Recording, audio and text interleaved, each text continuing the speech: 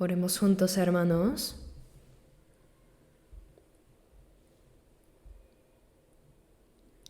Nuestro Dios Padre, Santo y misericordioso, que nos amas. Vivíamos en pecado apartados de ti, pero tuviste compasión por nosotros. Y cuando aún no te conocíamos, Jesucristo recibió el juicio y la maldición que nosotros merecíamos recibir. Y por la preciosa sangre que derramó, limpió nuestros pecados para siempre, para que ya no recibamos más el juicio por ellos. Te agradecemos por esa inmensa gracia, Señor. Tú nos hiciste comprender y creer en esa gracia tan grande, y nos has dado la vida y esperanza eternas. Y mientras vivimos en este mundo, siempre estás con nosotros, nos proteges y nos guías con tu palabra y el poder del Espíritu Santo. En esta hora nosotros, los redimidos por tu preciosa sangre, estamos reunidos delante de ti para alabar la gracia y el amor de Dios, para aprender tu palabra y tener comunión en la congregación de los santos salvos. Por favor, cuida de cada uno de nosotros.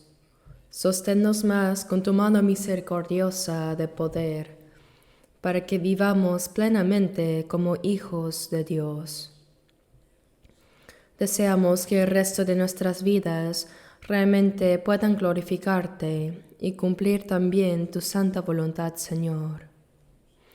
Si entre nosotros todavía hay quienes no han comprendido verdaderamente el amor de Dios, por favor, abre su corazón para que pueda conocer y creer en la grandiosa y maravillosa gracia de Dios y tener así la vida y esperanza eternas. A todas nuestras iglesias en el país, en el extranjero y a todos los hermanos que están guardando la fe y predicando el Evangelio aún en medio de las dificultades, acompáñalos, Señor, y obra con mayor fuerza para que más almas puedan recibir la salvación en estos últimos tiempos. Sabemos que esto te trae gran gozo y gloria, Padre Dios. Este mundo se vuelve más turbulento y lleno de pecado. Sin tu ayuda y guía, nos podríamos caer en cualquier momento en el pecado. Por eso, Señor, sosténnos más con tu poderosa mano de misericordia, para que no nos dejemos llevar por la maldad de este mundo. Guárdanos y guíanos para que vivamos como hijos obedientes de Dios que se santifican cada vez más. Señor, que nos enseñas la palabra necesaria en el momento oportuno y el camino por el que debemos andar, ahora también guíanos para que podamos entender la palabra y tu santa voluntad que quieres revelarnos hoy. Hemos orado en el nombre de nuestro Señor Jesucristo. Amén.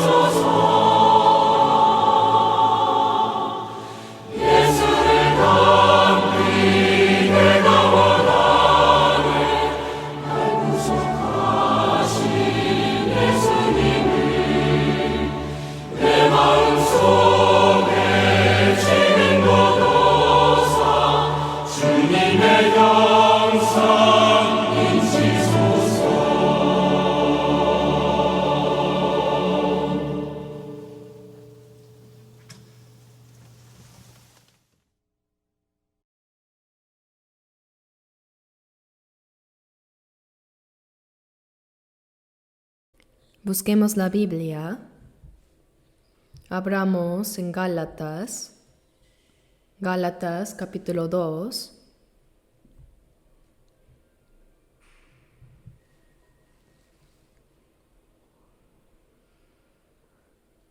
Gálatas capítulo 2.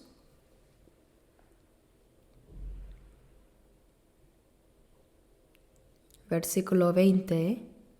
Leamos juntos este versículo. Con Cristo estoy juntamente crucificado, y ya no vivo yo, mas vive Cristo en mí. Y lo que ahora vivo en la carne, lo vivo en la fe del Hijo de Dios, el cual me amó y se entregó a sí mismo por mí.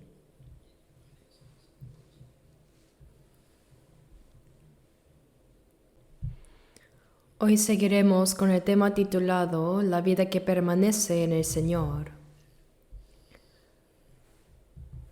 La vida del cristiano renacido y salvo puede resumirse en una sola frase, que sería una vida que permanece en el Señor. Aquellos que no han sido salvos son todavía personas que están fuera del Señor, que viven sin relación con Dios. Pero nosotros vivimos dentro del Señor, recibiendo su vida, su gracia, su palabra y su espíritu. Vivimos bajo su protección, dominio y dirección. Por eso podemos decir que es una vida que permanece en el Señor. A medida que aprendemos la Biblia, debemos examinarnos si realmente estoy en el Señor o aún fuera de Él. Si ya he recibido la salvación en el Señor, como dice Juan 14:20, dice, en aquel día vosotros conoceréis que yo estoy en mi Padre y vosotros en mí y yo en vosotros. Es decir, un salvo vive en el Señor y el Señor en él. Eso se refiere a un estado de unión con Cristo. Si eso solo existe en la Biblia, pero no se cumple en mi corazón ni en mi vida diaria, entonces no tengo ninguna relación con el Señor. Debemos tener la certeza de que verdaderamente estoy en el Señor y que Él está en mí, de modo que toda mi vida está bajo la protección, el gobierno y la dirección de Dios. Mientras aprendemos la palabra de Dios, debemos orar con más fervor, anhelar su gracia y vivir también según su voluntad, para experimentar en nuestro corazón y en nuestra vida que el Señor está en nosotros y nosotros en Él. El versículo que acabamos de leer forma parte del mensaje que el apóstol Pablo dirigió a los salvos de Galacia. Muchos de los pasajes de sus cartas expresan experiencias reales que él mismo vivió en su corazón y en su vida. Aquí dice yo. Dice yo. Se refiere al mismo apóstol Pablo que escribió estas palabras. Dice, con Cristo estoy juntamente crucificado. ¿Cuándo fue crucificado Pablo junto con Cristo? Después de que Jesús murió en la cruz y resucitó, el Evangelio comenzó a difundirse ampliamente. Y en ese tiempo, Pablo aún se llamaba Saulo. Él era del linaje de Benjamín, la tribu del primer rey de Israel. Su nombre también era Saulo, significa grande. Realmente Saulo era una persona que guardaba la ley con esmero y era muy celoso por Dios. Tenía tanto fervor que él pensaba que perseguir a los creyentes en Jesús era servir a Dios. ¿Y por qué pensaba así? Porque Saulo vivía en una región del Imperio Romano llamado Cilicia, en la ciudad de Tarso, que estaba bajo el dominio de Roma.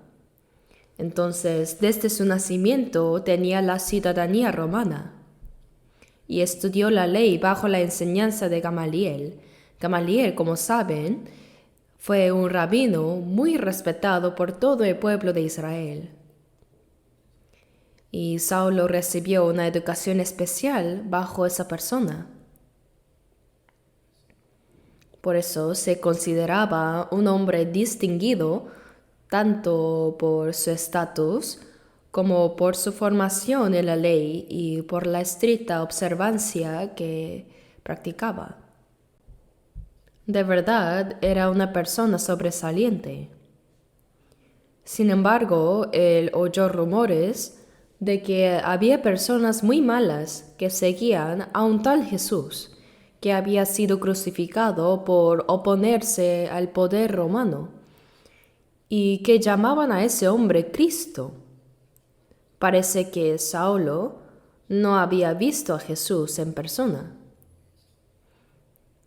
Quizá no lo habrá visto porque vivía lejos en territorio romano.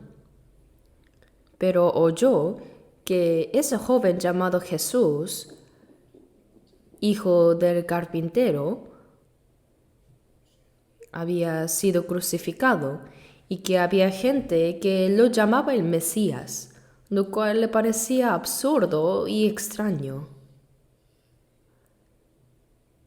Y escuchó también que mucha gente lo seguía. Entonces él pensó, ¿cómo puede haber gente así en el mundo? Voy a acabar con todos ellos. Era su celo por Dios. Por eso, él estuvo de acuerdo en la decisión de que mataran al diácono Esteban. Cuando Esteban, lleno del Espíritu Santo, proclamó el Evangelio. Y cuando apedrearon a Esteban, Pablo guardó las ropas de las personas que lo apedrearon. Guardar las ropas significa estar de acuerdo con ellos y ayudarles. Y no solo eso, sino que decía que donde encontrara cristianos los arrestaría y los encarcelaría e incluso los mataría. Para él eso era celo por Dios. Así que con una autorización especial de los sacerdotes de Israel, Pablo se dirigió a Damasco porque había oído que allí había muchos que creían en Jesús. Con la autoridad de los sacerdotes y reuniendo a varias personas, iba a Damasco con la intención de arrestar a todos los creyentes en Jesús ahí y llevarlos así presos. Pero cuando estaba cerca de Damasco, de repente una luz más brillante que el sol resplandeció sobre él. Era pleno mediodía y todos se sorprendieron. Se sorprendieron al ver aquella luz tan intensa que apareció de repente delante de ellos. Y en medio de esa luz se oyó una voz, y Saulo cayó en tierra. En Hechos 9:4, Dios dijo, Saulo, Saulo, ¿por qué me persigues? Entonces él respondió, ¿quién eres, Señor? Y le dijo, yo soy Jesús a quien tú persigues. Y en Hechos 26:14 el Señor añadió, ¿por qué me persigues? Dura cosa te es dar coces contra el aguijón. Es decir, cuando uno patea contra el aguijón, solo se hiere a sí mismo, ¿verdad? En ese momento, Saulo quedó ciego. Tal vez por la intensidad de la luz, sus ojos se oscurecieron y perdió la vista. Así que lo llevaron de la mano hasta Damasco y durante 3 días no comió ni bebió nada. Estaba en profunda confusión pensando, ¿acaso ese Jesús a quien yo he perseguido es realmente Cristo?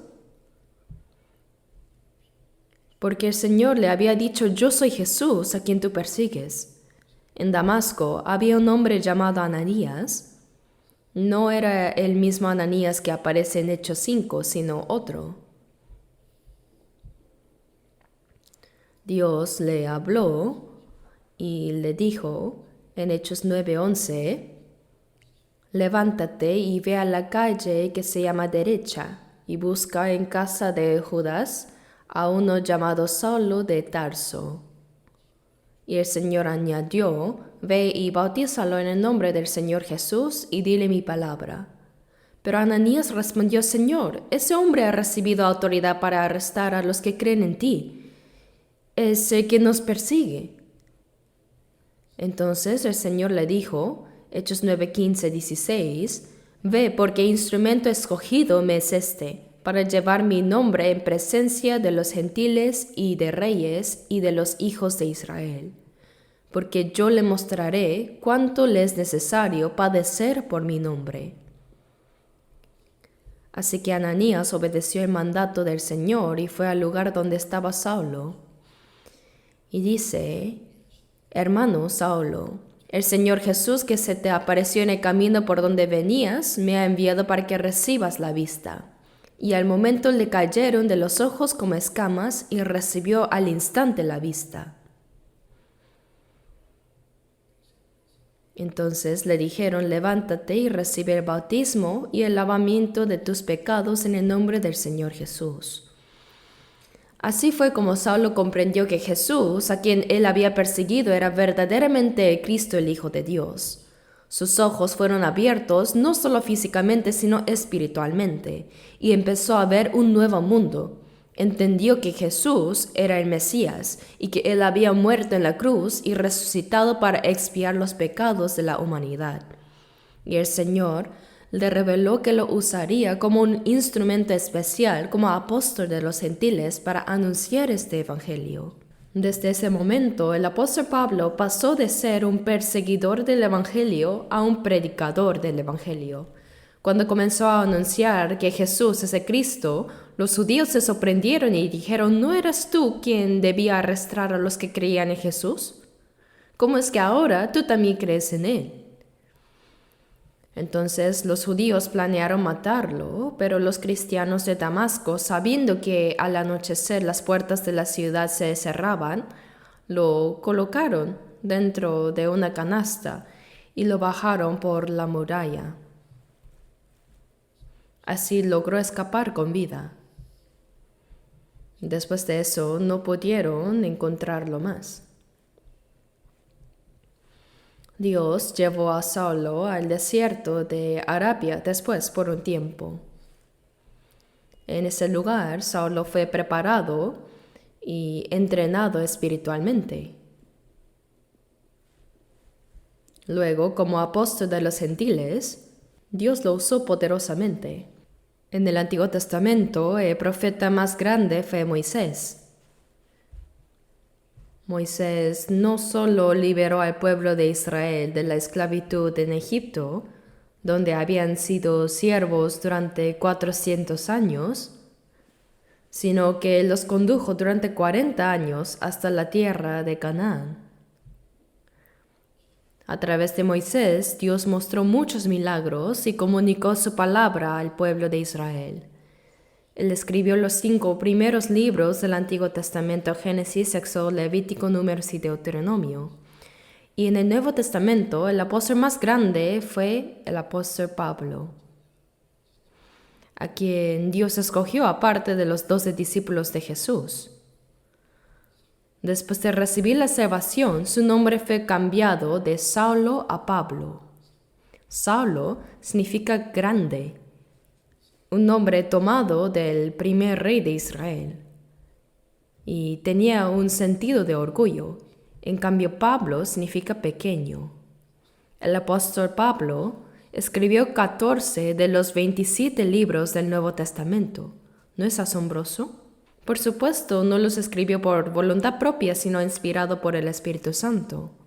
La mayoría de esos escritos son cartas que Pablo envió a las iglesias que se formaron durante sus viajes misioneros.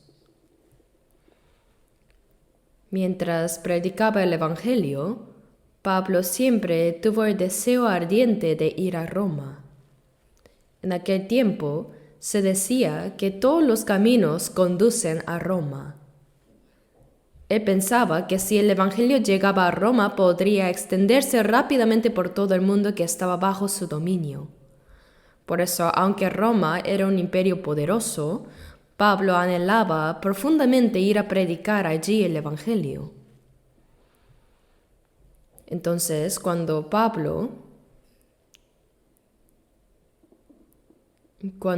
iba a partir, los judíos lo acusaron falsamente, como si hubiera cometido un gran crimen, y lo presentaron ante el rey Agripa, quien había sido enviado por Roma, con la intención de condenarlo y dar la muerte a Pablo. Incluso quisieron azotarlo mientras estaba atado, pero Pablo dijo: ¿os es lícito azotar a un ciudadano romano sin haber sido condenado? Al escuchar esa palabra, romanos se sorprendieron. Nadie podía maltratar a un ciudadano romano sin un juicio legal. Según la ley romana, antes de que se declarara culpable a alguien, no se podía azotar ni castigar, y si un ciudadano apelaba a César, el mismo emperador debía juzgar su caso. Ese era el privilegio de los ciudadanos romanos. Así que al oír que Pablo era romano, todos quedaron atónitos, pues ya lo habían golpeado, y eso podía traerles graves consecuencias. Y él dijo: dime, ¿eres tú ciudadano romano? Él dijo: sí. Pablo era judío de nacimiento, pero poseía ciudadanía romana.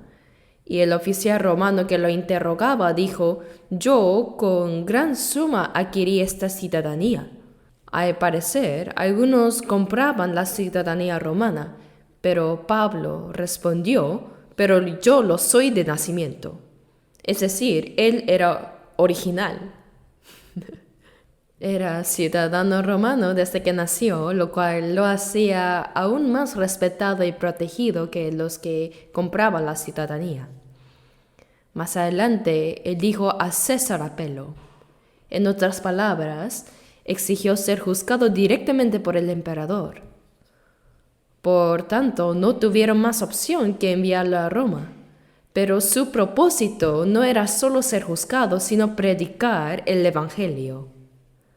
Durante todo el trayecto, los soldados romanos lo escoltaron cuidadosamente, protegiéndolo para que nadie le hiciera daño. Por eso, aunque iba como prisionero para ser juzgado, el verdadero propósito de Pablo era llevar el Evangelio a Roma. Dios usó ese camino para enviarlo como misionero. Una vez en Roma permaneció 2 años en prisión, pero le permitieron cierta libertad bajo custodia, viviendo en una casa alquilada, vigilado, pero con permiso para recibir visitantes. Así, desde esa casa, desde la mañana hasta la noche, el apóstol Pablo predicaba el Evangelio sin cesar, incluso estando bajo arresto domiciliario. Entonces finalmente fue ejecutado por la autoridad de Roma. Yo visité la prisión subterránea donde estuvo encarcelado el apóstol Pablo en Roma. Era un sótano subterráneo con rejas arriba, olía a humedad y a moho, y estaba lleno de ratas. Y allí pasó su tiempo de prisión. Al final Pablo sufrió el martirio, le cortaron la cabeza, y dice que su cabeza rodó hasta cierta distancia después de que le cortaron el cuello. En fin, allí dio su vida como mártir.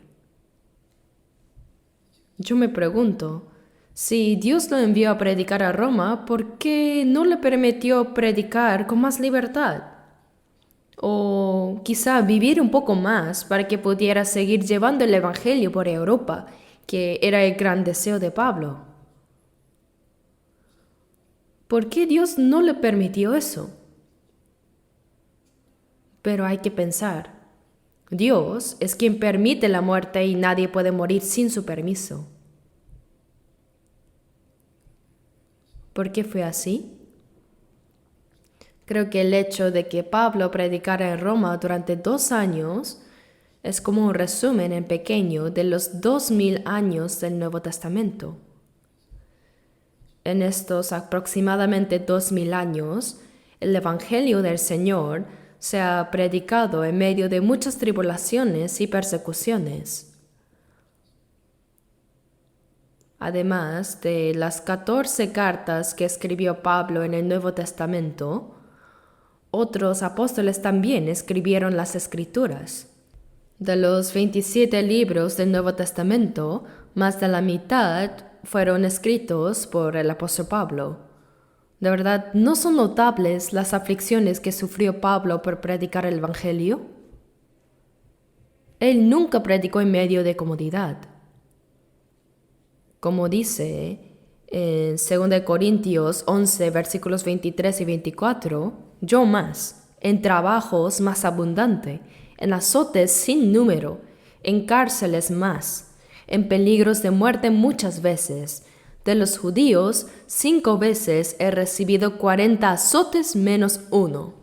Como hasta los soldados se consideraba demasiado cruel azotar 40 veces, lo azotaron 1 menos, 39 veces.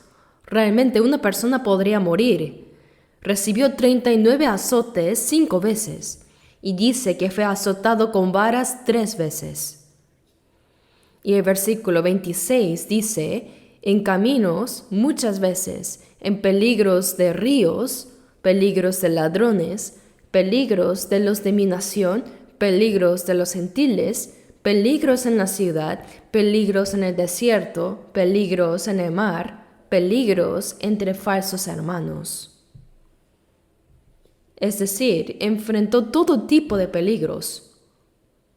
También casi murió ahogado en el mar.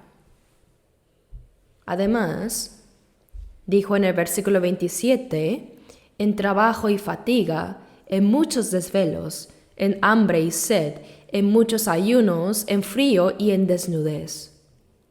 Él pasó hambre incontables veces, sufrió frío, desnudez, cansancio y todo tipo de aflicciones.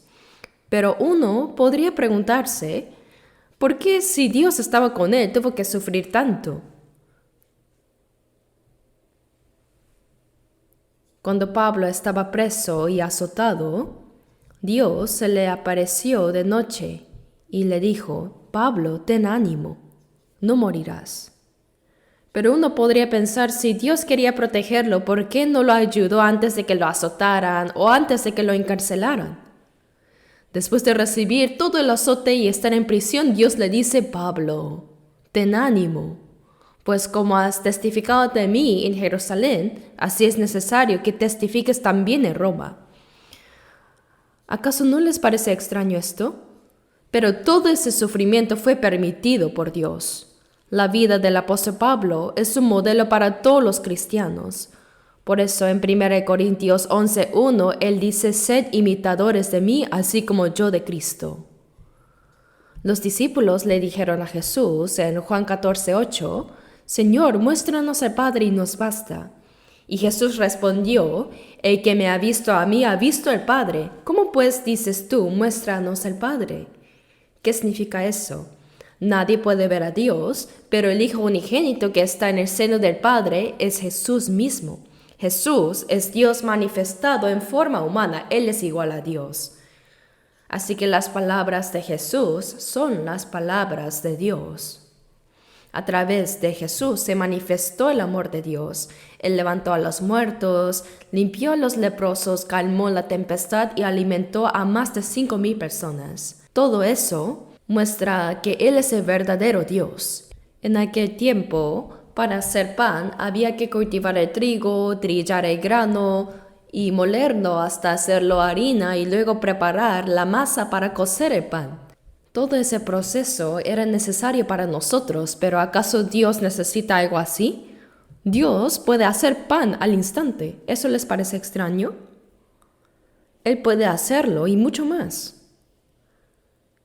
Jesús dijo en Mateo 3:9, yo os digo que Dios puede levantar hijos a Abraham aún de estas piedras. Y cuando el diablo lo tentó, como dice Lucas 4:3, si eres hijo de Dios, di a esta piedra que se convierta en pan. Claro que podía hacerlo, pero no lo hizo porque era una tentación del diablo. Jesús es igual a Dios.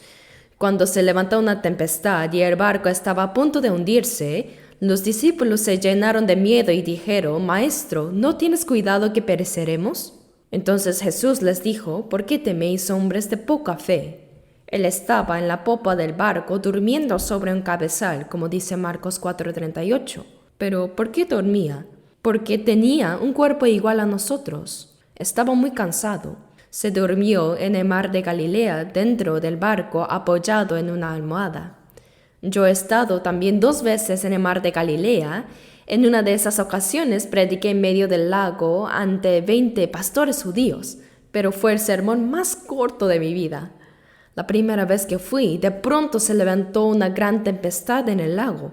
Uno pensaría que en un lago no pueden formarse olas tan fuertes, pero detrás está el monte Hermón, y cuando sopla el viento por los valles del Hermón, el mar de Galilea se agita con olas enormes. En esos momentos, ningún barco puede navegar. Recuerdo que justo cuando cruzamos al otro lado, había un restaurante a la orilla que vendía el llamado pescado de Pedro. Lo asan y lo sirven como especialidad local, pero no es tan rico. Pero lo comí como recuerdo. Y mientras tanto, las olas seguían levantándose con fuerza. Y me sorprendió mucho ver una tormenta tan grande en un lago. En esos momentos, ningún barco puede moverse por el mar, pero cuando Jesús se enfrentó a una tempestad así, dijo, calla, enmudece. Y de inmediato el mar, que se agitaba violentamente, se calmó, y el viento cesó por completo, ¿no? Y los discípulos que estaban ahí se asombraron mucho y dijeron, ¿quién es este que aún el viento y el mar le obedecen? Ellos aún no comprendían quién era realmente Jesús. Jesús es el creador de los cielos y la tierra. En Isaías 48:13, Dios dijo, al llamarlos yo la tierra y los cielos, comparecieron juntamente. Es decir, si Jesús llama, el universo entero se detiene ante su voz. Él es Dios. Sin embargo, aquel que es Dios vino al mundo en forma humana y vivió como hombre durante 30 años en humildad, como hijo de un carpintero humilde. Y durante 3 años y medio llevó a cabo su ministerio público haciendo milagros, predicando la palabra y sufriendo innumerables aflicciones. Por eso en Hebreos 5:8 dice, y aunque era hijo, por lo que padeció, aprendió la obediencia. Aunque era el Hijo de Dios, Jesús sufrió profundamente y a través de ese sufrimiento fue perfeccionado como Salvador para nuestra redención. Asimismo, en Hebreos 2:10 dice, porque convenía a aquel que habiendo de llevar muchos hijos a la gloria, perfeccionase por aflicciones al autor de la salvación de ellos. Es decir, el Señor de nuestra salvación fue hecho perfecto a través del sufrimiento. Jesús, siendo igual a Dios, ¿por qué tuvo que sufrir tanto? Dios escogió a Pablo como apóstol de los gentiles. Le permitió escribir 14 libros del Nuevo Testamento y lo llenó del Espíritu Santo y de poder. Sin embargo, Pablo también sufrió hambre, sufrió frío, cansancio, desnudez y muchas privaciones. En Gálatas 6:17, Pablo dice, yo traigo en mi cuerpo las marcas del Señor Jesús. ¿Y qué marcas eran esas? Las marcas del sufrimiento. Jesús también fue azotado. Él cargó la cruz, fue clavado en ella y murió 6 horas después. Y el apóstol Pablo fue arrastrado de un lugar a otro durante toda su vida y sufrió innumerables aflicciones, ¿cierto? Desde el momento en que se encontró con Jesús hasta el día en que fue decapitado en Roma por predicar el Evangelio, su vida estuvo llena de sufrimiento continuo. Sobre esto, Pablo dijo en 1 Corintios 11:1, «Sed imitadores de mí, así como yo de Cristo». Pablo no solo predicó el Evangelio de Cristo, sino que la vida de Cristo mismo se manifestó en su cuerpo. Cristo fue revelado nuevamente a través del cuerpo de Pablo, ¿me dejo entender? Así como Jesús dijo en Juan 14:9, «El que ha visto a mí, ha visto al Padre», también podemos decir que al ver la vida del apóstol Pablo, se podía ver a Cristo manifestado en él. Por eso Pablo dijo, «Yo traigo en mi cuerpo las marcas del Señor Jesús». Y también dijo, «Sed imitadores de mí, así como yo de Cristo». Ni siquiera Pedro dijo palabras como esas. Pablo podía decirlo porque Cristo se manifestaba a través de él. Los sufrimientos de Cristo se reflejaban en su vida diaria. Por eso en Colosenses 1:24 Pablo escribió, «Cumplo en mi carne lo que faltaba de las aflicciones de Cristo por su cuerpo, que es la iglesia». ¿Qué significa lo que falta de las aflicciones de Cristo? ¿Acaso Cristo dejó algo incompleto en su sufrimiento? No, sino que Jesús nos salvó completamente al morir en la cruz, pero en el proceso de llevar este evangelio al mundo, había sufrimientos que aún debían cumplirse, y Dios permitió que esos sufrimientos se completaran en el cuerpo de Pablo. Por eso, en Gálatas 2:20, que acabamos de leer, Pablo dijo, «Con Cristo estoy juntamente crucificado». ¿Cuándo fue Pablo crucificado junto con Cristo? Antes, él perseguía a los creyentes en Jesús, al hijo del carpintero que había sido crucificado. Pero Pablo llegó a comprender que Jesús murió en la cruz por él, y que cuando Jesús murió, él también murió juntamente con él. Por eso en 2 Corintios 5:14 dice, «Si uno murió por todos, luego todos murieron». Cuando Jesús murió, todos nosotros morimos en él. Nosotros que éramos pecadores, dignos de muerte, morimos juntamente con Cristo cuando Él murió en la cruz y derramó su sangre. Así lo declara la palabra de Dios. El creyente ha muerto con Cristo en la cruz. Por eso dice, «Con Cristo estoy juntamente crucificado». No se refiere solo al apóstol Pablo, sino también a nosotros.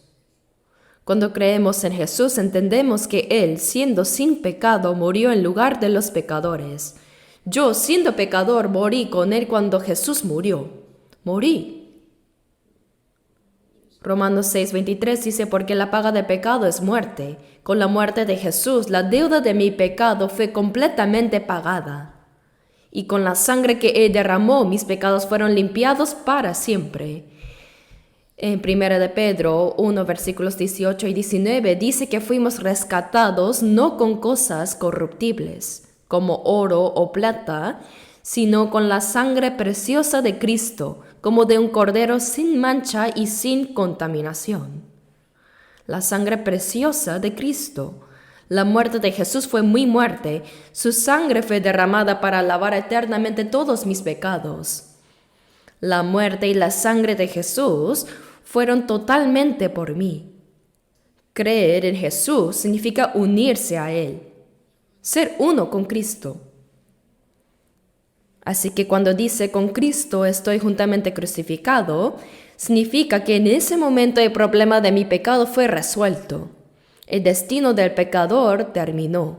Y cuando Jesús resucitó, yo también resucité con Él. Cuando somos bautizados y entramos en el agua, ¿qué representa eso? En Mateo 3 vemos que Jesús fue bautizado en el río Jordán por Juan el Bautista. Jesús, que no tenía pecado, ¿por qué recibió el bautismo? Lo hizo como representante de los pecadores. Entrar al agua simboliza la muerte y el entierro. Salir del agua, por otro lado, simboliza la resurrección. Cuando Jesús fue bautizado y salió del agua, los cielos se abrieron. Antes de la muerte y resurrección de Jesús, el cielo estaba cerrado a causa del pecado. Pero cuando murió por nuestros pecados y resucitó, las puertas del cielo se abrieron. Desde entonces Dios está con nosotros y tenemos acceso directo a Él. Es muy maravilloso eso. Y Mateo 3 dice que hubo una voz de los cielos que decía: «Este es mi Hijo amado en quien tengo complacencia». En realidad, Dios no necesitaba declarar que Jesús era su Hijo amado porque siempre lo ha sido. Pero esas palabras fueron pronunciadas para nosotros, para todos los que seríamos salvados en Cristo Jesús. Cuando fuimos salvos, morimos con el Señor, fuimos sepultados con Él y resucitamos juntamente con Él. Y el Espíritu Santo declara: «Este es mi Hijo amado, en quien tengo complacencia». Al recibir la salvación, también nosotros nos convertimos en hijos amados y en el objeto del gozo de Dios.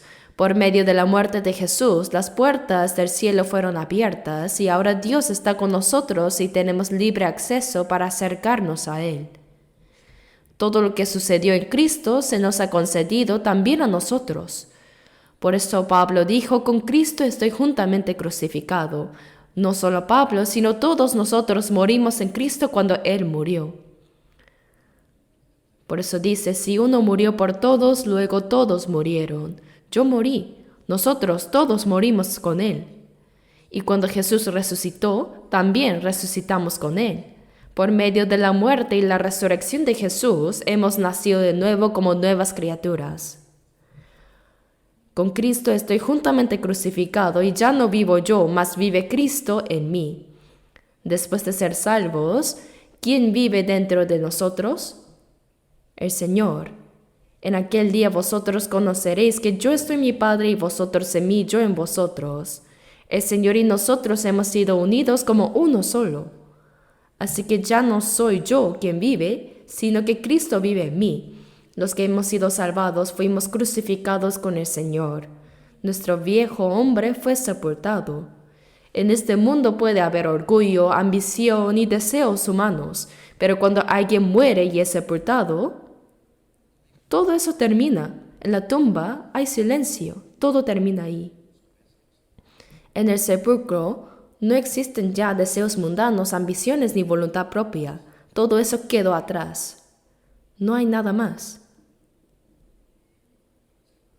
Aunque cada uno de nosotros haya tenido grandes deseos personales o ambiciones que parecían alcanzar el cielo, cuando somos salvos y morimos con el Señor, siendo sepultados con Él, todo eso llega a su fin. Decir «con Cristo estoy juntamente crucificado» no es una simple expresión.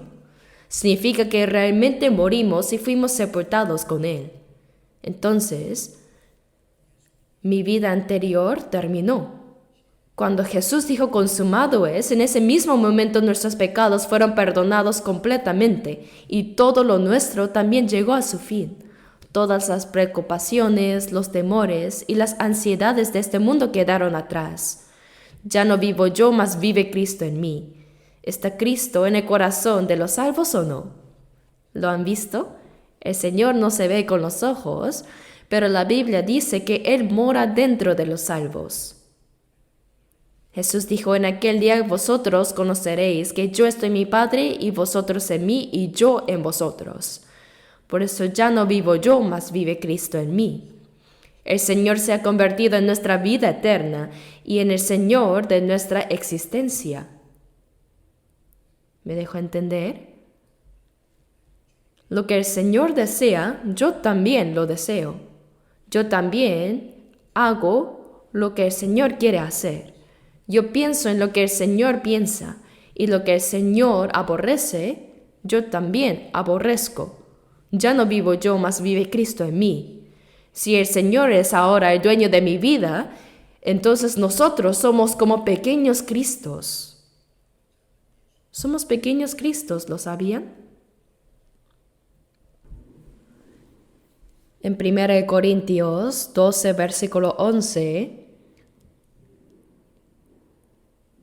dice que por un solo espíritu fuimos todos bautizados en un cuerpo. Llegamos a ser un solo cuerpo, quiere decir. Somos muchos, pero hemos llegado a ser un solo espíritu. Llegamos a ser uno, llegamos a ser Cristo. A los salvos se les llama Cristo, es decir, pequeños Cristos cristianos. Veamos si la Biblia dice esto o no. Busquemos 1 Corintios 12.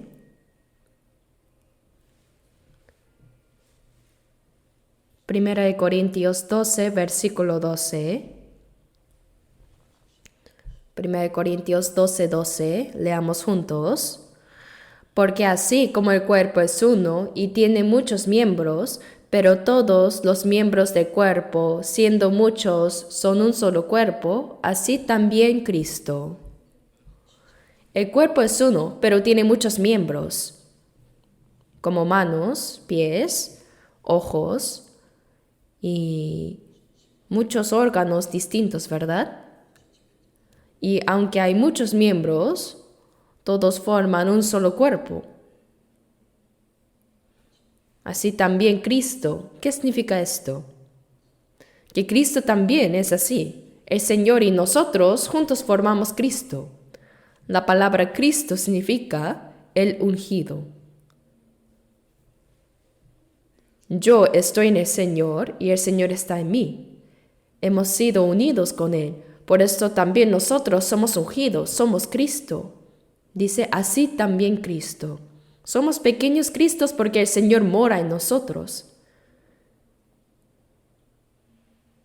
Esto es algo realmente asombroso. Y debemos creerlo de manera viva y real en nuestro corazón. Ya no vivo yo, más vive Cristo en mí. Cristo vive continuamente en nosotros. Y lo que ahora vivo en la carne, lo vivo en la fe del Hijo de Dios, el cual me amó y se entregó a sí mismo por mí. El cual me amó y se entregó a sí mismo por mí. Jesús, el Santo, me amó y se entregó por mí. El Santísimo Jesús me amó de tal manera, me amó tanto que se despojó a sí mismo. Y no solo me salvó, sino que ahora vive dentro de mí. En 2 Corintios 13:5 dice, examinaos a vosotros mismos si estáis en la fe, probaos a vosotros mismos. Dice que probemos si tenemos la fe real o no. Dice, ¿o no os conocéis a vosotros mismos que Jesucristo está en vosotros, a menos que estéis reprobados? Si Jesús no está en nosotros, estamos reprobados. Cristo mora dentro de los salvos. Y en Romanos 8:9 dice, y si alguno no tiene el Espíritu de Cristo, no es de él.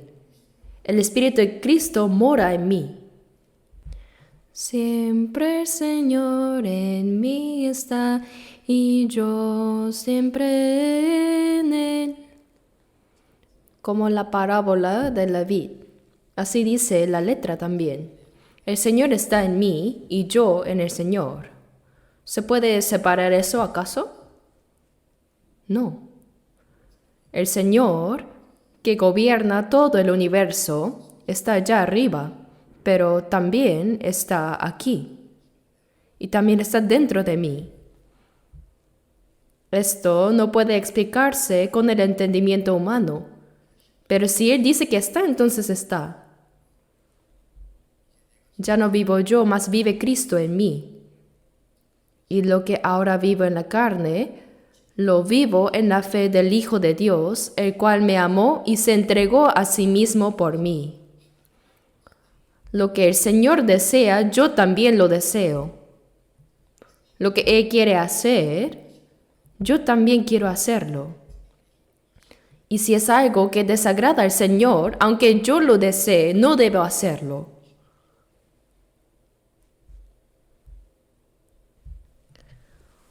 Por eso el Señor debe ser el dueño de nuestra vida. Esa es la verdadera vida cristiana. Ya no vivo yo, mas vive Cristo en mí. Ese Señor gobierna mi vida. Él es el Señor de mi existencia, de toda mi vida.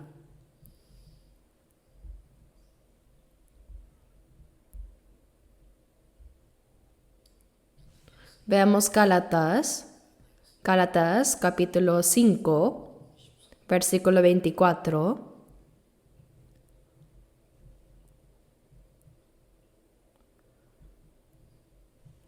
Gálatas 5, 24. Leamos juntos. Pero los que son de Cristo han crucificado la carne con sus pasiones y deseos. Los que son de Cristo. Así llama la Biblia a los salvos. Los que son de Cristo. ¿No es un nombre tan hermoso? Los que son de Cristo Jesús. Cristianos. Hermanos, no debemos usar la palabra cristiano a la ligera. En algunos lugares se dice, la señorita Park es cristiana y la señorita Lee es una cristiana sincera. ¿Pero acaso solo por ir a la iglesia alguien es cristiano? No debemos llamar cristiana a cualquiera que asista a una iglesia. La palabra cristiano significa una persona en la que Cristo vive. Romanos 8:9 dice, si alguno no tiene el Espíritu de Cristo, no es de él. El cristiano es aquel en quien Cristo mora, en quien Cristo es el Señor y el dueño de su vida. El nacido de nuevo, aquel en quien Cristo vive, ese es verdaderamente una persona de Cristo. Si Cristo no mora dentro de una persona, entonces no sería de Cristo. Dice, examinaos a vosotros mismos si estáis en la fe. Probaos a vosotros mismos. Uno debe preguntarse si su fe es la fe que Dios reconoce como verdadera. ¿Y cómo se prueba eso? Por medio de la palabra. ¿Has sido salvo conforme a la palabra? ¿Has nacido de nuevo conforme a ella? ¿Ha venido el Espíritu Santo a morar en ti según la palabra? ¿Es realmente el Señor el dueño de tu vida? Si Cristo no está en ti, esa fe es una fe reprobada, una fe que Dios no aprueba. No se llega a ser cristiano simplemente de manera superficial. Ser religioso y llamarse cristiano no significa ser de Cristo. Hay muchos religiosos, pero muy pocos verdaderos cristianos. Por eso dice en Gálatas 5:24, los que son de Cristo han crucificado la carne con sus pasiones y deseos. Nuestra carne, junto con nuestras pasiones y deseos, han sido crucificados. Todos nosotros tenemos pasiones y deseos en nuestra naturaleza, pero han sido clavados en la cruz. Aunque después de ser salvos esos deseos aparezcan otra vez, debemos decirles, oye, ¿qué haces aquí? Ya moriste, fuiste crucificado. Debemos recordarlo siempre, sí, es cierto, ya morí. Jesús dijo en Lucas 9:23, si alguno quiere venir en pos de mí, niéguese a sí mismo, tome su cruz cada día y sígame.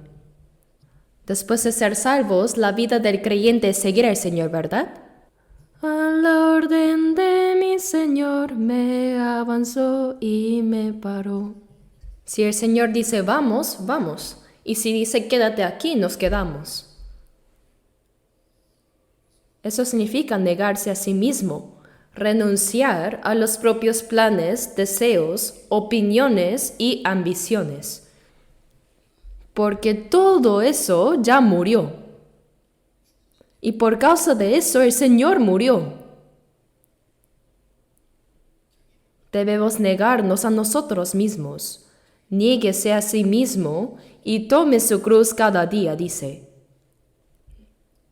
Negarse a sí mismo es la parte pasiva, pero tomar la cruz es la parte activa.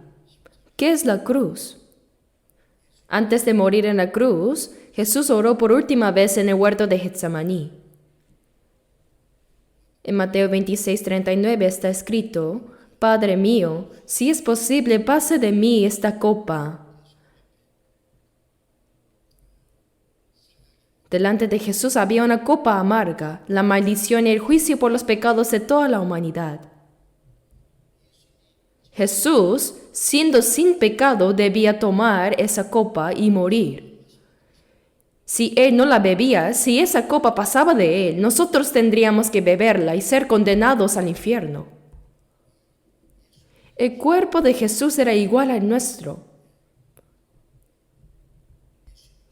Cuando los judíos y los soldados romanos lo golpearon, lo escupieron y lo maldijeron, Él sintió esa vergüenza y ese dolor como cualquiera de nosotros.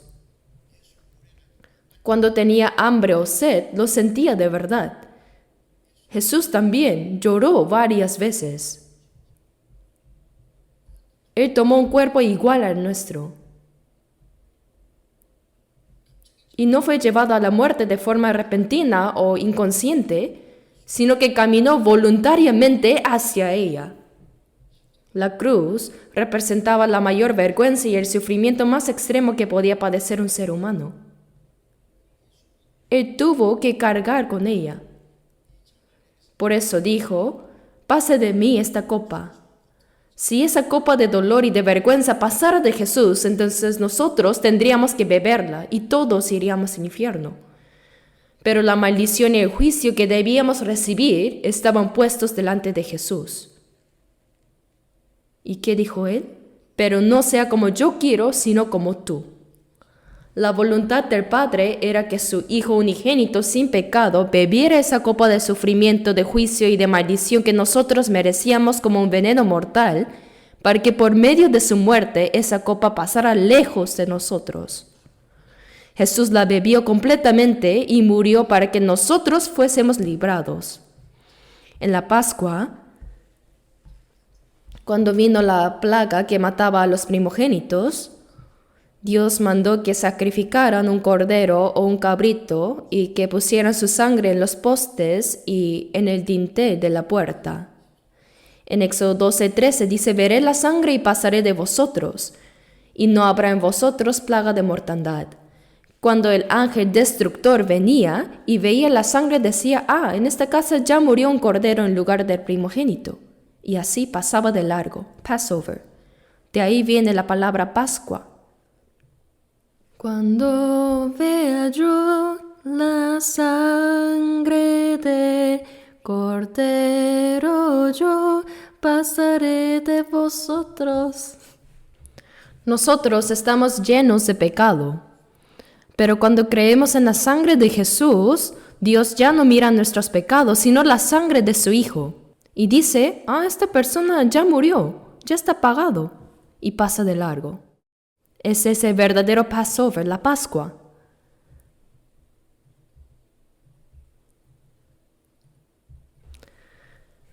El juicio y la condenación pasan de nosotros y ya no existen. Por eso, cuando Jesús dice niéguese a sí mismo, significa renunciar completamente al yo, porque fue por mi pecado que el Señor murió y derramó su sangre, ¿no? Entonces, ¿cómo podría yo seguir viviendo en el mismo pecado por el cual el Señor murió? Negarse a sí mismo es renunciar al yo, a todo lo que pertenece a la carne y decir: esto no está bien, esto ya murió, ahora el Señor vive en mí. Y así tomar la cruz significa aceptar voluntariamente el sufrimiento. Negarse a uno mismo es la parte pasiva, pero tomar la cruz es la parte activa. Seguir al Señor implica cargar la cruz cada día.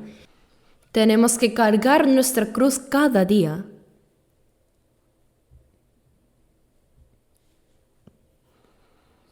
Imaginen a un maestro empujando una carreta cuesta arriba, con el sudor corriéndole por la frente y el discípulo detrás abanicándose y tatareando. ¿Eso sería correcto? No, el discípulo debe empujar junto con su maestro. Así el Señor llevó la cruz y nosotros no podemos seguirlo cantando despreocupadamente. En cada huella que el Señor dejó hay sudor, lágrimas y sangre. Pedro también siguió esas huellas. Pablo también las siguió. Y nosotros debemos seguirlas hasta llegar delante del Señor también. Hermanos, nuestra vida cristiana es algo serio, es algo solemne. Paso a paso debemos buscar las huellas del Señor y caminar tras ellas. ¿Cómo quieren vivir? ¿Solo vivir según sus necesidades? ¿Cantar y orar los domingos? ¿Y llamar a eso adoración? No debe ser así. ¿Acaso en la Biblia dice que los creyentes dijeron, comencemos el culto y terminemos el culto? No dice eso. En Romanos 12:2 dice, os ruego por las misericordias de Dios que presentéis vuestros cuerpos en sacrificio vivo, santo, agradable a Dios, que es vuestro culto racional. No os conforméis a este siglo, sino transformaos por medio de la renovación de vuestro entendimiento, para que comprobéis cuál sea la buena voluntad de Dios, agradable y perfecta. El sacrificio se ofrece al Señor, y conocer cuál es la buena, agradable y perfecta voluntad de Dios y vivir conforme a esa voluntad es la verdadera adoración. Pero muchos dicen que adoran a Dios sin tener ninguna relación con su palabra. Jesús dijo, Dios es espíritu y los que le adoran en espíritu y en verdad es necesario que adoren. Dios no tiene carne ni huesos. ¿Acaso mira si cantamos bien o si el culto se ve solemne? No. Dios no ve como nosotros. Más bien, Él penetra en nuestro corazón. Dios es espíritu y los que le adoran en espíritu y en verdad es necesario que adoren. Cuando el Espíritu Santo viene, nos guía a toda verdad. Por eso toda nuestra vida guiada por el Espíritu y conforme a la verdad es adoración. Esa es la verdadera adoración. Cuando la gente dice vamos a adorar, a veces me sorprendo. Recuerdo cuando iba a la escuela secundaria los domingos, al llegar al templo el anciano pastor vestido con su túnica tradicional decía solemnemente, empecemos el culto, los que adoran deben hacerlo en espíritu y en verdad. ¿Pero eso es adoración? ¿Acaso Dios es un chiste? ¿Estamos tomando a Dios como si fuera un ídolo? La adoración es que nuestras palabras, pensamientos y acciones estén en armonía con la buena, agradable y perfecta voluntad de Dios. Vivir dentro de esa voluntad es ofrecer un sacrificio vivo y una adoración espiritual. Esa es la verdadera adoración, ¿cierto?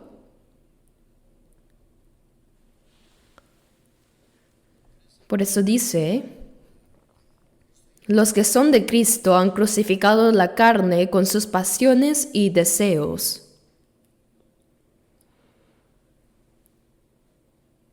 Dentro de nosotros aún quedan pasiones y deseos, y debemos recordarnos, esto ya murió, pero todavía parece estar vivo. Por eso el apóstol Pablo dijo, cada día muero, cada día debemos morir, tomar la cruz cada día y morir cada día. Cuando las pasiones y deseos aparecen debemos decir, tú ya moriste, aún no estás bien muerto, pero debes morir.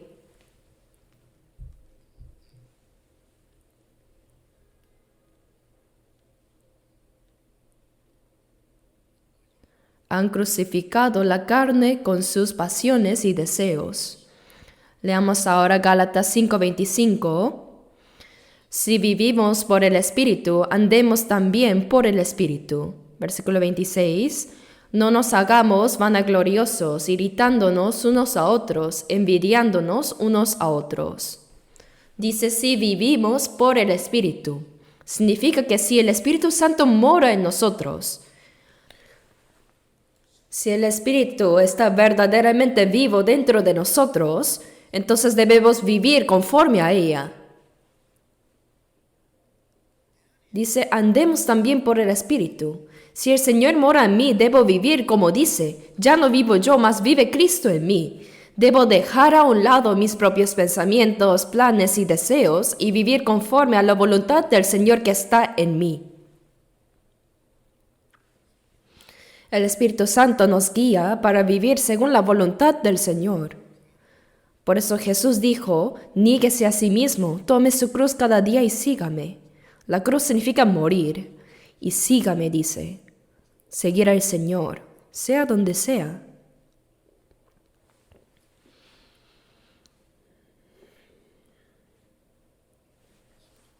El Señor llevó la cruz, y Pablo también la llevó. Pedro llevó la cruz y según la historia fue crucificado cabeza abajo. Y Tomás fue golpeado hasta la muerte con una barra de hierro. Y otros fueron apedreados hasta morir. Ninguno vivió una vida cómoda, todos murieron mártires. Nosotros seguimos ese mismo camino. ¿Y creen que sería fácil?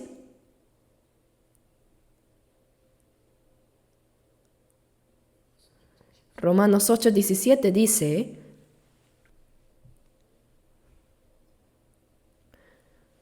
y si hijos, también herederos, herederos de Dios y coherederos con Cristo, si es que padecemos juntamente con Él, para que juntamente con Él seamos glorificados. Ahora somos hijos de Dios, y si somos hijos, somos herederos de Dios y coherederos con Cristo. Herederos y coherederos. Recibiremos la misma gloria que Cristo, pero para poder compartir su gloria, también debemos compartir su sufrimiento. ¿Compartir su qué? Sufrimiento. El versículo 18 dice, pues tengo por cierto que las aflicciones del tiempo presente no son comparables con la gloria venidera que en nosotros ha de manifestarse. Los sufrimientos actuales que enfrentamos al seguir al Señor son pequeños, pero la gloria que recibiremos ante Él es eterna. Por eso debemos soportar las aflicciones presentes mirando a esa gloria eterna. ¿Por qué se llama sufrimiento? Porque negarse a uno mismo, tomar la cruz y seguir al Señor precisamente es eso, sufrimiento. La vida cristiana es una lucha contra uno mismo. Negarse, rendir todo lo propio y seguir al Señor. Ese es el verdadero sufrimiento del creyente que sigue al Señor. Veamos ahora Filipenses capítulo 1. Versículo 29. Leamos juntos Filipenses 1. Versículo 29. Leamos juntos. Porque a vosotros os es concedido a causa de Cristo, no solo que creáis en Él, sino también que padezcáis por Él. Aquí dice, os es concedido a causa de Cristo. No dice que se nos dio la gracia por nosotros mismos, sino a causa de Cristo. Aún el perdón de nuestros pecados tiene ese propósito. En Isaías 43:25, Dios dijo, yo soy el que borro tus rebeliones por amor de mí mismo, y no me acordaré de tus pecados. Dios perdonó nuestros pecados no solo por compasión hacia nosotros, sino primero por su propia gloria. ¿Por qué? Porque el hombre fue creado a la imagen de Dios, pero si todos los que fueron creados a su imagen terminaran en el infierno, ¿quién perdería? Sería Dios quien quedaría deshonrado. Imaginen a un padre cuyos hijos mueren todos. Entonces, ¿podría él sentirse glorificado? No. La gloria de un padre es ver prosperar a sus hijos. De igual manera, aunque el hombre pecó, Dios borra nuestras rebeliones y pecados y nos salva para atraer nuestras vidas a su gloria. Así su nombre es exaltado. Por eso dice, yo borro tus rebeliones por amor de mí mismo. Aun cuando nos guía por el camino de la justicia, lo hace por su nombre. El Salmo 23:3 dice, me guiará por sendas de justicia por amor de su nombre. Todo lo que Dios hace, perdonarnos, guiarnos y salvarnos, es principalmente por amor de su nombre para su gloria. Os es concedido a causa de Cristo, dice. Dios nos dio su gracia y nos salvó, ante todo por Cristo. Nuestra salvación tiene como primer propósito la gloria de Cristo. Fuimos salvos a causa de Cristo, para la gloria de Dios. Por eso dice, no solo que creáis en Él, sino también que padezcáis por Él. Si recibimos la gracia por Él, no solo debemos creer y ser salvos, sino también estar dispuestos a sufrir por Él. Debemos aceptar los sufrimientos que vengan por vivir conforme a la voluntad de Dios. Si queremos compartir la gloria de Cristo, también debemos participar de sus padecimientos. La salvación no es solo un privilegio, sino también un llamado a vivir y sufrir por la gloria del Señor. Por eso dice, os es concedido también que padezcáis por Él. Nuestra salvación misma es para la gloria del Señor. Cuando una persona nace de nuevo, realmente Dios se goza. Así como los padres se alegran cuando nace su hijo, y aún más cuando ese hijo crece sano y vive correctamente, del mismo modo Dios se alegra cuando nacemos espiritualmente y cuando crecemos bien en la fe. Cuando ese hijo honra y obedece a sus padres, se convierte en su orgullo, ¿verdad? Mi hijo, mi hija son mi alegría, dicen.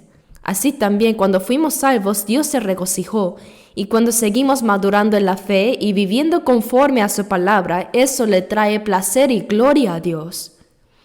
Pero vivir según la palabra de Dios implica negarse a uno mismo y seguir al Señor, y eso significa sufrir. Es ese sufrimiento del creyente. El sufrimiento no es solo recibir golpes o ser encarcelado, también consiste en negarse a la carne, resistir los deseos del yo y soportar injusticias con paciencia. Cuando alguien nos insulta o nos calumnia, debemos soportarlo. Jesús dijo en Mateo 5, 11 y 12, bienaventurados sois cuando por mi causa os vituperen y os persigan y digan toda clase de mal contra vosotros mintiendo. Gozaos y alegraos porque vuestro galardón es grande en los cielos, porque así persiguieron a los profetas que fueron antes de vosotros. Nosotros seguimos ese mismo camino. El Señor fue perseguido. La vida cristiana implica un sufrimiento que otros no entienden. No es el mismo sufrimiento que el del mundo. Es el sufrimiento que se padece por obedecer la voluntad de Dios. Ahora veamos Colosenses capítulo 3.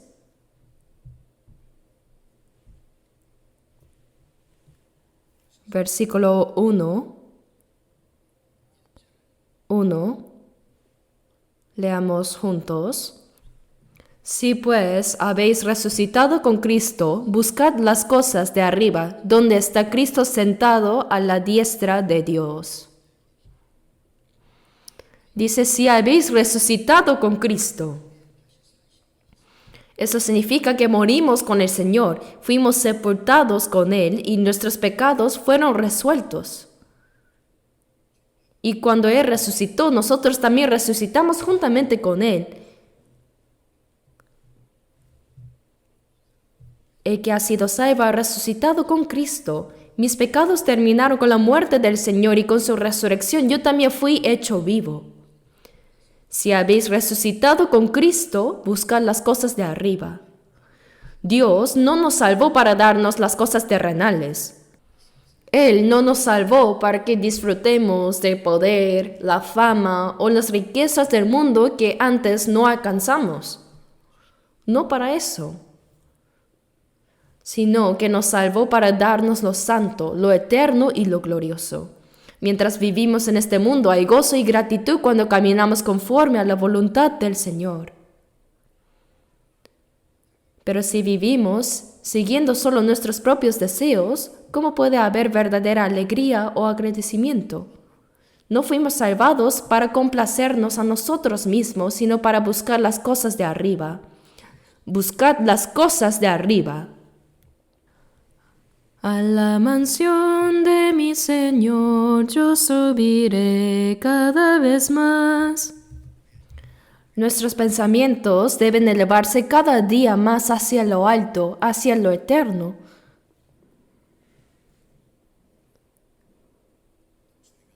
Así como el águila extiende sus alas y se eleva, así algún día llegaremos a ese lugar santo,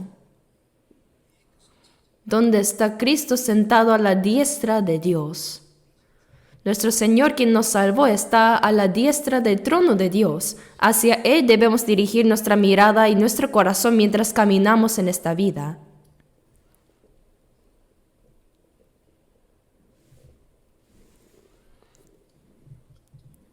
Quería hacer corto hoy día. No sé si será posible. Busquemos Isaías 26:3. Isaías 26, versículo 3.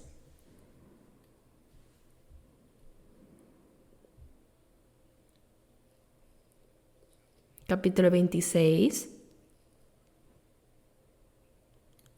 versículo 3.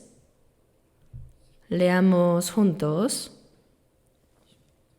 Leamos. Tú guardarás en completa paz a aquel cuyo pensamiento en ti persevera, porque en ti ha confiado. He meditado una y otra vez en esta palabra. Aquí dice, tú guardarás en completa paz a aquel cuyo pensamiento en ti persevera. ¿Qué significa tener un pensamiento perseverante? Significa tener una voluntad decidida hacia el Señor. Es una persona que mantiene su mirada fija en el Señor, quien día a día solo piensa en el Señor, solo busca al Señor y solo lo sigue a Él. Es una persona cuya vida está totalmente determinada a vivir conforme a la voluntad de Dios. Confía únicamente en Dios y vive solo para su gloria. Él ha fijado su mirada en el Señor y no la aparta. Ese es el de pensamiento perseverante, firme. Dice, tú guardarás en completa paz a aquel cuyo pensamiento en ti persevera. En coreano dice paz sobre paz, una paz completa. El Señor mismo protege y llena de su paz a esa persona. ¿Tienes en tu corazón quejas, insatisfacción o conflictos? ¿Por qué? ¿Por qué razón? Aunque vivas en pobreza o en dificultad, si el Señor está contigo, eso basta. Proverbios 17:1 dice, mejor es un bocado seco y en paz que casa de contiendas llena de provisiones. Algunos tienen de todo, pero siempre discuten, se enojan y se odian. Aunque tengan abundancia material, si el corazón está lleno de conflictos y descontento, ¿de qué sirve? La Biblia dice, en 1 Timoteo 6:8, teniendo sustento y abrigo, estemos contentos con esto. Si tenemos al Señor con nosotros, eso es suficiente. Si Él está presente, podemos estar en paz aunque no tengamos mucho. Por eso debemos fijar nuestros ojos en el Señor, hacerlo nuestro propósito de vida y seguirlo con determinación. Ese es el hombre o la mujer de pensamiento, mente firme. Y a esa persona el Señor promete guardarla en perfecta paz. Porque en ti ha confiado, dice. Si el Señor está conmigo, no importa si soy pobre, si sufro o si otros no me reconocen o incluso me insultan. Nada de eso me importa. Lo único que importa es seguir paso a paso el camino que el Señor ya recorrió. Seguir al Señor es un camino solemne, serio. No se puede seguirle viviendo cómodamente, despreocupado o cantando sin compromiso. ¿Cómo se puede seguir así? Hay que orar más, obedecer su palabra y estar dispuesto a sacrificar y sufrir por seguirlo. Vamos junto con el Señor. Debemos ser personas de mente firme, que no apartan los ojos del Señor, sino que los mantengan fijos en Él. Que nuestra vida tenga un solo propósito: hágase tu voluntad, viva o muera. Esa es la persona de mente firme, y ese es el tipo de creyente que Dios desea y en quien se complace. No debemos ser cristianos solo de apariencia. Algunos se alegran porque fueron salvos, dan gracias, cantan, pero luego viven a su manera. Pero eso no es lo que el Señor desea. Toda nuestra mente, nuestra vida, nuestras palabras y acciones deben estar en armonía. También nuestras oraciones deben ser sinceras. Hay quienes cuando oran parecen amar mucho a Dios y usan palabras tan hermosas, pero creen que Dios se complace solo con eso. ¿Acaso dice, qué bien oras? No. Hay personas que oran con mucha elocuencia, pero también hay quienes al orar apenas pueden decir, Padre, Señor, Padre, Señor, y terminan así. Sin embargo, Dios entiende perfectamente todo. Un niño pequeño que apenas puede decir mamá, papá, sus padres lo entienden todo, ¿verdad? Así también Dios. ¿Acaso necesitamos hablar con elegancia para que Él nos escuche? No es así. Él ve todo nuestro corazón. Si decimos cosas que no sentimos, Él podría decirnos, ¿qué estás diciendo? Eso no está en tu corazón, solo lo repites con la boca. En Salmo 33:1 dice, alegraos, oh justos, en Jehová. En los íntegros es hermosa la alabanza. La alabanza pertenece a los de corazón recto. Las letras de los himnos son hermosas, hablan de fidelidad, de oración, de testimonio, de obediencia al Señor. Pero nuestra alabanza debe ser sincera. Si no hay nada de eso en el corazón y solo repetimos palabras, ¿qué somos entonces? ¿Somos loros? Hay aves como el mainá que pueden repetir frases humanas perfectamente. Algunos hasta dicen, Señor presidente, gracias por su trabajo por la nación. ¿Acaso entienden lo que dicen? No, solo repiten lo que se les enseñó. Así también son los loros. Si nosotros alabamos o oramos como los loros, ¿creen que Dios se agradaría de eso? Él podría decir, no entiendo lo que dices. Tus palabras no tienen corazón. Debemos ser cristianos así en nombre como en realidad. Debemos vivir realmente como hijos de Dios, dando cada paso según su palabra, avanzando hacia el Señor. El día de regreso del Señor está cerca. Por eso vivamos como verdaderos creyentes de manera digna ante sus ojos. Gálatas 2:20. Todos ya lo saben de memoria, ¿verdad? Si no, no almuercen hasta que lo hagan. Antes de que almuercen, tienen que memorizarlo. Léanlo 10 veces y lo recordarán.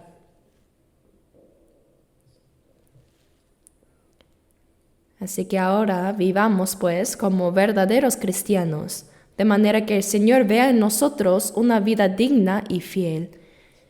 Que sea una vida donde Cristo esté en nosotros y también nosotros en Él. Una vida en comunión con el Señor. Oremos juntos. Nuestro Dios Padre misericordioso, Aun cuando no te conocíamos, tuviste compasión de nosotros. Cuando todavía estábamos en pecado, el Señor Jesús murió en nuestro lugar, y con la preciosa sangre que derramó, lavó eternamente nuestros pecados, y sin ningún mérito nuestro nos salvó. Te agradecemos por esa inmensa gracia. Nuestro cuerpo, corazón y espíritu fueron comprados por tu sangre. Somos tuyos, Señor. Queremos vivir ahora el resto de nuestras vidas solo para tu voluntad y tu gloria. Señor, renuévanos cada día con tu palabra y el Espíritu Santo. Haznos apartarnos de toda mentira y pecado de este mundo.